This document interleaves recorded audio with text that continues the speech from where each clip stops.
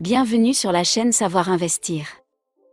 Pensez à vous abonner et à activer la cloche de notification pour recevoir nos nouvelles vidéos.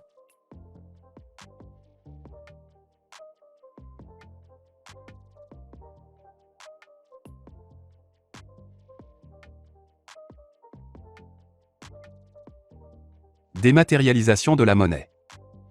Une crypto-monnaie n'est pas palpable, elle est numérique, virtuelle, informatique. Fini les pièces et les billets, dans le monde des crypto-monnaies votre portefeuille c'est votre smartphone ou votre ordinateur. Nombre d'unités prédéfinies. Chaque crypto-monnaie a un nombre d'unités défini dans son code informatique, qu'elle peut définir à sa guise lors de sa création. À l'exception de quelques projets, ce nombre est figé.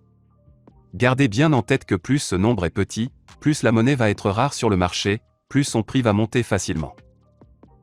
21 millions c'est donc le nombre de bitcoins existants et il est impossible d'en créer de nouveaux. C'est très important de le souligner car cette spécificité va à l'encontre des monnaies traditionnelles comme l'euro ou le dollar qui peuvent augmenter leur masse monétaire en faisant tourner la planche à billets. La planche à billets est un mécanisme qui permet aux banques centrales de créer de l'argent à partir de rien et d'alimenter le système. Ces injections massives augmentent la masse monétaire mais n'agissent pas sur l'offre de biens et services, ce qui génère de l'inflation et baisse le pouvoir d'achat des ménages. Bonne nouvelle! Avec les crypto-monnaies, vous pouvez oublier cette idée de planche à billets. On ne crée pas de l'argent comme cela à partir de rien. La masse monétaire d'une crypto-monnaie est définie dès le début et ne doit pas être changée. Valeur d'une crypto-monnaie. Pourquoi une crypto-monnaie vaut 5 euros, 12 euros ou 1000 euros? Cela vient de deux facteurs. Le premier facteur, c'est la loi de l'offre et de la demande.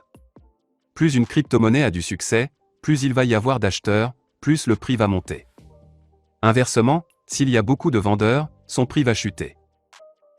Le deuxième facteur, c'est le nombre d'unités disponibles de cette crypto-monnaie. Comme on a pu le voir juste avant, plus elle est rare, plus son prix va monter rapidement.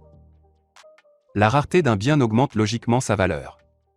On est dans le même schéma pour les crypto-monnaies, plus elles sont rares, plus elles vont prendre rapidement de la valeur.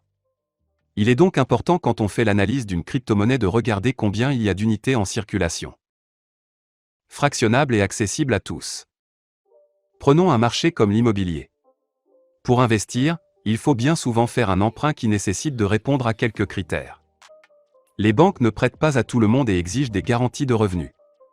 L'investissement dans l'immobilier n'est donc pas accessible à tous.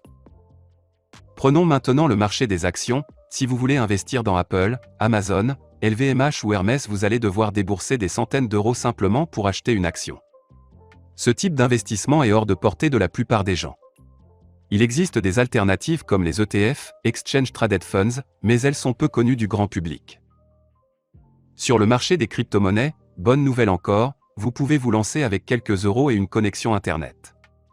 Il existe des centimes de crypto-monnaies. Vous n'êtes donc pas obligé d'acheter une unité entière d'une crypto-monnaie.